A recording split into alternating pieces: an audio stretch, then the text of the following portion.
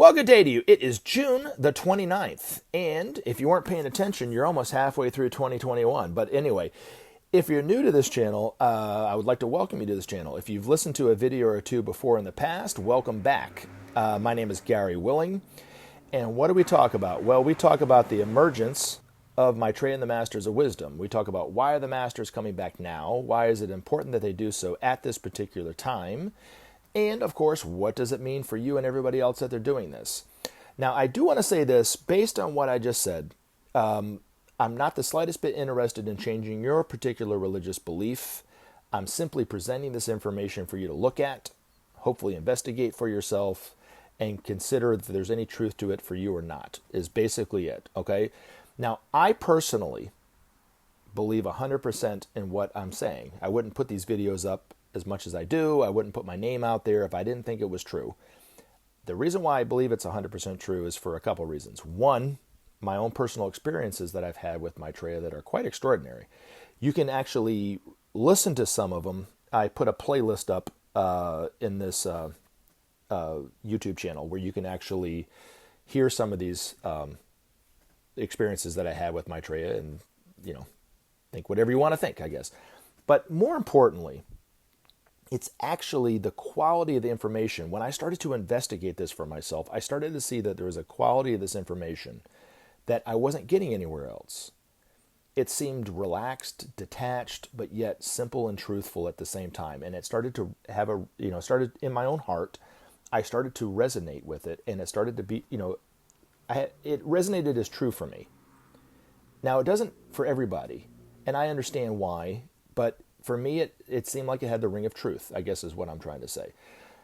So hopefully you'll take a little bit of extra time out of your day and investigate this information for yourself and perhaps have a little bit of an open mind and look at it that it's not being presented to you to change your religious view. So it's more about the problems that are facing humanity. It's more about the fact that we are one and the truth that we are one. And that can be looked at whether you're a Christian, a Muslim, Jewish, atheist, agnostic, Baha'i, whatever. It doesn't matter what your particular brand of religious belief is. We have problems like the environment. They're affecting each and every one of us. It's for each and every one of us to do something about it. If we do not solve, let's say, the environment or the starvation or extreme poverty situation, it's going to be dire for each and every one of us. And it won't matter what the color of your skin is. It won't matter how old you are or how smart you think you are or how much money you have in the bank account. It will not matter. It's going to affect you just like it affects everybody else. So, and the time is now for each and every one of us to start to wake up to the problems and do something about it. Now, here's the thing, is where this information fits into that is that I believe, and I'm sharing with you, that there's help, higher help, and there's hope for humanity. There's also evidence of hope, miracles. You might consider them strange phenomena, but they're miracles that have been happening all over the world for decades. If you start to investigate this information, you'll start to see what I'm saying is true. UFOs, sightings are going on more and more governments are starting to release information about UFOs, confirming actually what Benjamin Creme said for decades, George Adamski said for decades, that these people coming from other planets are here helping us. They mean us no harm. They have been helping us from the dawn of time and will continue to help us, and the relationship we have with them will continue to grow. But yet the view of them is that they're demonic, that they're evil, that they have evil intentions. Now that the governments are starting to release this information, and it's, we've known about this for years, and they're kind of casual about it. They're not coming out and saying it right away, but in time they'll start to say and confirm what Benjamin Creme and George Adamski have been saying for decades, that they're benevolent. They mean us no harm, but yes, there's existence of life on other planets and so forth. There'll be a revelation for a lot of people. Even most of us have heard or at least seen videos, whether we believe it or not, about UFOs. It'll be a revelation when it finally dawns on each and every one of us that we're not alone in the universe. Just like it will be a revelation that there are higher kingdoms on our planet, that humanity is not at the top of the heap, that there's a kingdom above it called the kingdom of souls or the kingdom of heaven or the masters of wisdom or the hierarchy of masters, whatever you want to refer to them as. Doesn't matter. Those are just names. But there is kingdoms above humanity, even above our planet, that go on and on and on and on and on ad infinitum, really. So that would be a revelation for people. But I think probably the single biggest revelation that is coming our way is when science proves conclusively that we are souls, which is another prediction that it is going to happen rather, pretty quickly. Not maybe next week, but pretty soon. It's not too far off. It'll be confirmed in a lab that we are divine, that we are souls in incarnation. And it'll be proved scientifically and be able to be duplicated in other laboratories. Now, these are just things, these are just, it's nice to talk about, right? But the problems that are facing humanity are really showing us that we are one. And so look at it from just that standpoint. If you don't believe anything else that we're talking about, see what you can do, inquire about, educate for yourself, whether it's looking at the links in the description or going off on your own and doing your own investigation and educating yourself on the problems that are facing humanity, and see what you can do to help solve those problems, because it's for each and every one of us to do something, whether it's a little or a lot. So something to think about. Now, typically I answer questions after this, or try to answer questions, I guess is a better way of saying it. In this video, I want to switch it up a little bit, and I want to read a Master's article based off of a comment that somebody wrote. This is coming from Gwen Vlogs. Brother, stop misleading people. This is the sole aim of the Antichrist and his agents. And this part made me laugh. Stop making him seem good. Now, I know you didn't put it in there to be funny, but anyway, it did make me laugh. Based on what I know about this information, that actually kind of made me laugh. But anyway, you either laugh or cry sometimes, right? Now, I don't want to be judgmental too, but chances are whoever wrote this isn't going to hear this, but I'm just saying this for the benefit of others. Maybe they will, maybe they won't. I don't know. More than likely, whoever wrote this has never seen Maitreya, has never recognized him on TV, have never taken the time to look at what he stands for, what he's advocating for humanity. Has never sat back and inquired about it, thought about it. Okay, maybe there's truth to this, maybe there isn't, right?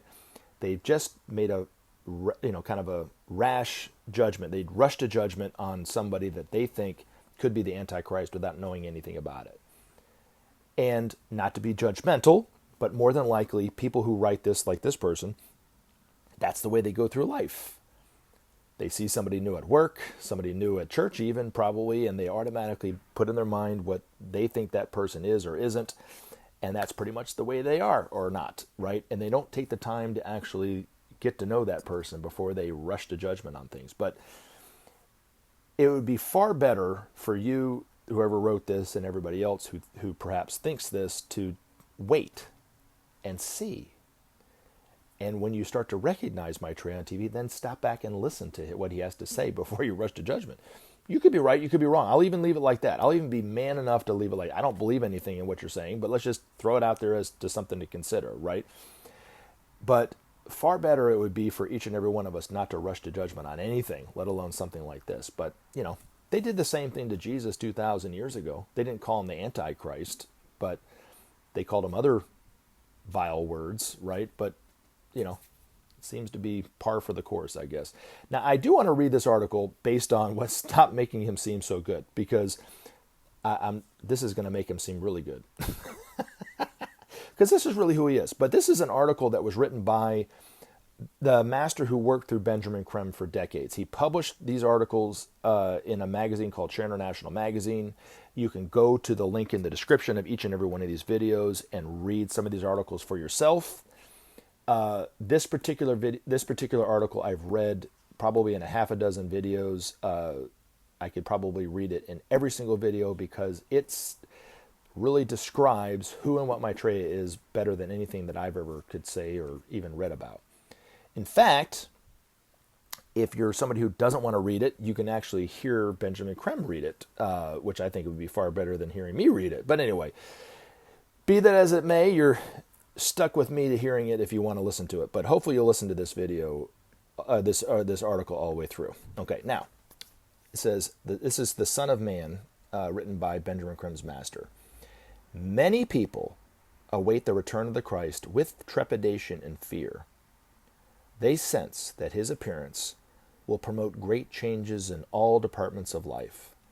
His values, they rightly assume, will necessarily alter their ways of thinking and living, and they blanch at such a prospect. Besides, so mystical has been the view of the Christ presented down the centuries by the churches that many fear his judgment and omnipotent power. They await him as God, come to punish the wicked and reward the faithful. It is sadly to be regretted that such a distorted vision of the Christ should have permeated human consciousness. No such being exists. In order to understand the true nature of the Christ, it is necessary to see him as one among equal sons of God, each endowed with full divine potential, differing only in the degree of manifestation of that divinity. That he has achieved the fullness of that divinity is his glory, and well may we stand in reverence at this achievement. That this same achievement is rare indeed is also indisputably true. But the wonder of the Christ for men is that he was one of them. Not there is in the trials and sufferings of men, but he did know it. Each step of the path that men still tread has he painfully trodden. Nothing is there in the whole panorama of human experience that he has not shared. Thus truly is he the Son of Man. There can be little doubt that were he to appear unannounced in our midst, few would recognize him. So far from the general notion is he that he would pass unnoticed in the crowd. Thus it is today among his brothers as he awaits man's invitation to begin his open mission. Many who see him daily know him not. Others recognize him but are afraid to speak. Still others wait and pray, hopeful that he may be the one for whom they dare not hope. Only his declaration before the world will establish him in the sight and hearts of men. While we await that day of days, let us clarify in our minds the reason for his return. Let us understand the nature of the task which he has set himself. To establish in our midst the fact of God has he come. To recreate the divine mysteries is he here. To teach men how to love and love again is he among us. To establish man's brotherhood does he walk the earth once more. To keep faith with the Father and with man does he accept this burden. To usher in the new age has he returned. To consolidate the treasures of the past, to inspire the marvels of the future, to glorify God and man has he descended from his high mountain. Let us look at his priorities: the establishment of peace, the inauguration of the system of sharing, the removal of guilt and fear, the cleansing of the hearts and minds of men, the education of mankind in the laws of life and love, an introduction to the mysteries, the beautification of our cities, the removal of barriers to travel and interchange of peoples, the creation of a pool of knowledge accessible to all. That such a task is not an easy one, not even for the Son of Man, is clear. Ancient habits of division and separation have strong roots, while fear and superstition cast their spell over millions of mankind.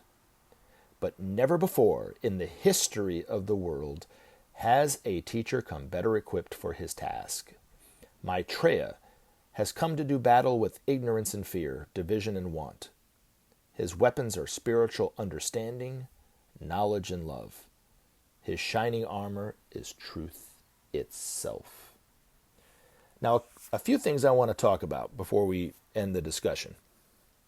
One, okay, so it says, That he has achieved this fullness of that divinity is his glory, and may we stand in reverence to this achievement. That this same achievement is rare indeed is also indisputably true. Now, Maitreya comes from our own humanity. He worked his way all the way up just the same way that we're doing today. Overcame fear after fear after fear, trial after trial after trial. He was angry, he was hateful, he was spiteful, he was bitter and that kind of stuff. He had fear that he had to deal with. He had violence that put against him. He created his own. Everything that we're as a humanity are doing, he has done at some point. He conquered it the same way that we will all eventually conquer the same problems that we're facing, individually and together. Now, what he was talking about is the fact that Maitreya started to manifest his divinity perfectly, which is something that we will all eventually do ourselves. But he took it a step further. And what makes him so rare, and we're so, whether we probably don't realize this now until we know the true nature of the Christ, what makes it such a blessing for humanity is that he actually now embodies, doesn't just simply manifest that same divinity. That divinity which is within the hearts of each and every one of us. That these masters themselves have it can manifest perfectly. We don't manifest perfectly at all. We manifest it maybe here or there for a few seconds here or there. He actually embodies it. And it's unbelievably rare throughout cosmos to have a being of that stature. But we actually have two on this planet. Maitreya and the Buddha, the same master who worked through Gautama Buddha the same way that Maitreya worked through Jesus. So, reserve your judgment for right now. You don't have to believe me, but don't automatically throw up your hands and say he's the Antichrist too. Just, okay, whatever. Just take it for what it is. Do you know what I mean? But the other thing too is when they say he comes as a lot of people fear his judgment and omnipotent power. Talking, of course, not about Maitreya, but about Jesus, right? There was a time I saw Maitreya on the street some years ago, and he said something to me that I interpreted several different ways. But the first way I interpreted it kind of addresses this. But he says, I never judge anyone on whether they're good or bad. I only notice the good things that they do. And I initially thought that he was talking about the role of the Christ in reference to humanity, which I think is a part of it, right? But when I started to kind of look at it from a different perspective and take it to heart and see what I could do with that statement, and it led me to believe that I think Maitreya that was saying that that's the first thing that each and every one of us need to do to start to love unconditionally.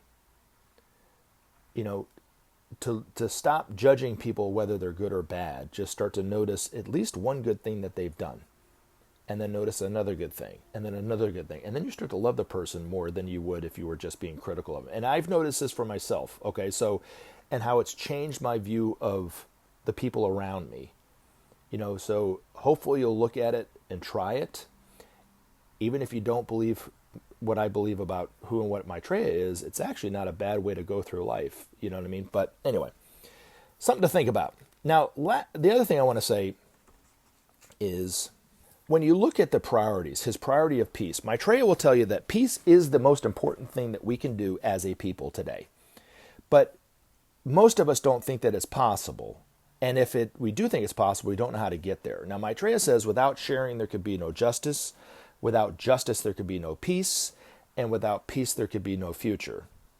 Now, it does start with what is the other one of his priorities, the inauguration of the system of sharing. Now, what that is, if you haven't heard another one of these other videos that we talk about, or you haven't heard Benjamin Creme describe it, it's done on a national and an international level.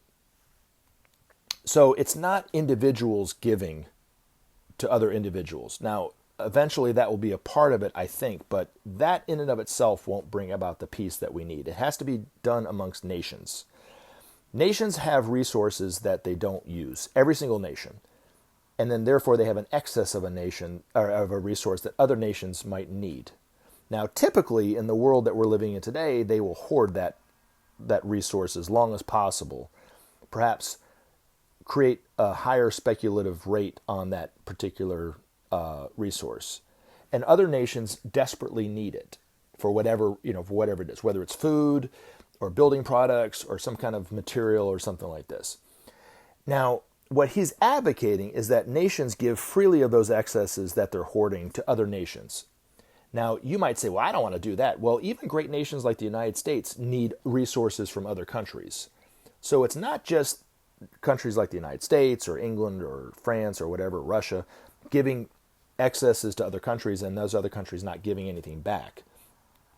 But eventually it will be done through the United Nations, but every nation will give the excesses away. They'll get excesses from other nations freely. It will start to bring about goodwill and trust amongst these nations, and then these nations as a whole can start to tackle problems such as the environment.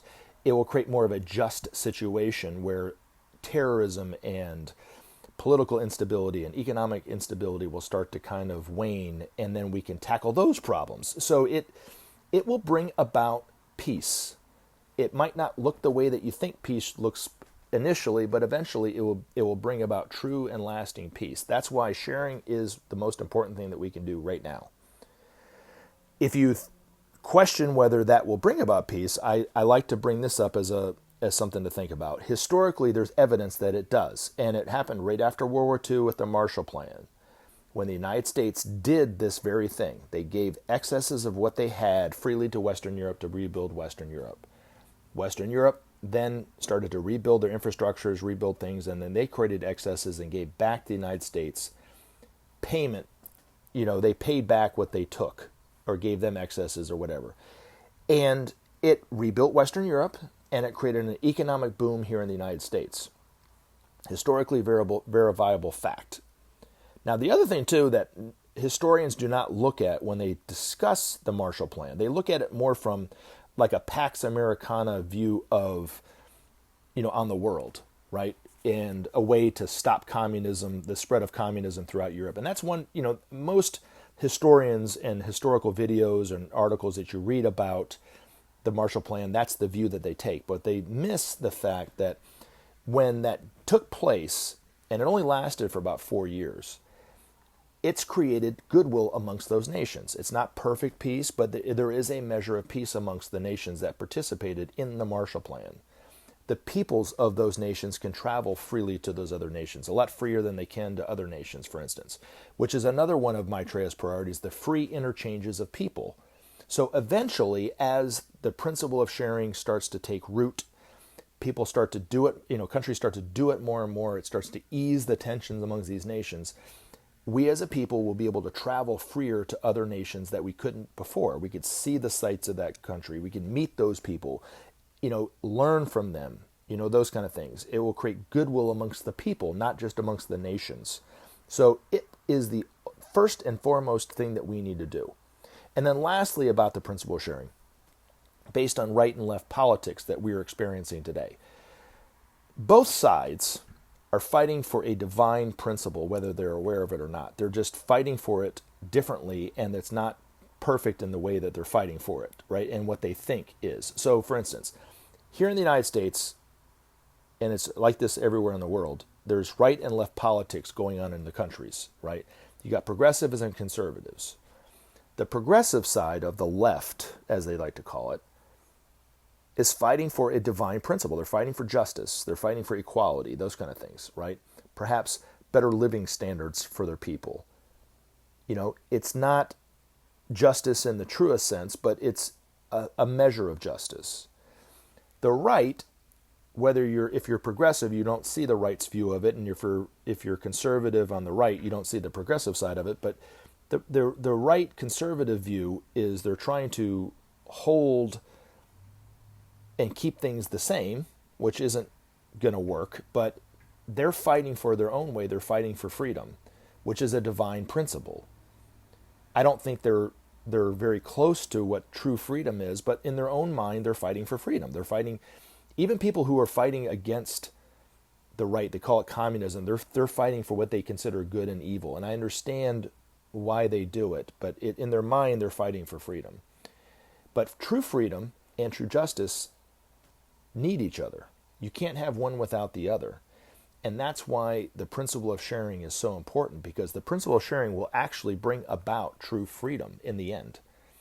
Freedom to be yourself, freedom to explore your own, inner divinity, free of thought, free from fear even, free from fear of each other, free from fear of the uncertainty of the loss of your current living standard and everything. I mean, it's true freedom it's freedom in the truest sense, but it can't happen until there's true justice. Just like there's been a saying for decades that says, an injustice somewhere is an injustice everywhere.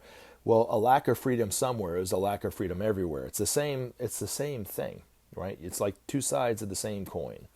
But if you're somebody who thinks Maitreya is the Antichrist, or if you're not sure whether he's the Antichrist or not, let me just reiterate his priorities, because they fit into any religious belief or no religious belief at all. The establishment of peace, inauguration of the system of sharing. Jesus said, "Feed my sheep." Couldn't be simpler. The removal of guilt and fear, the cleansing of the hearts and minds of men, the education of mankind in the laws of life, an introduction to the mysteries, the beautification of our cities, the removal of barriers to travel and interchanges of people. And then this priority is actually already established on some level, the creation of pool of knowledge accessible to all, or the internet.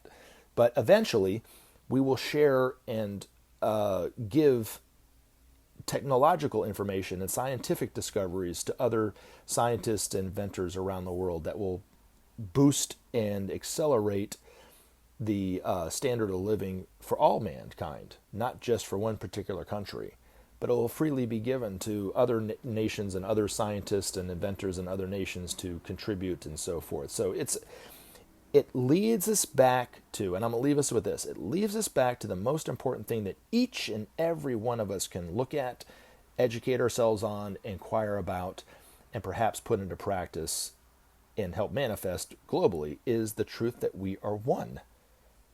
Every one of us priorities, if you look at that, that's what it is leading toward, is oneness. The inauguration of the system of sharing is oneness in real life. Peace is oneness manifested globally. I mean, you can't deny that. So thanks for listening. Look forward to talking to you again in future videos. Like I said, if you have any questions, post your questions in the comment. Thanks for your time. Help SOP save our planet. Thanks for listening, and we look forward to talking to you again in future videos.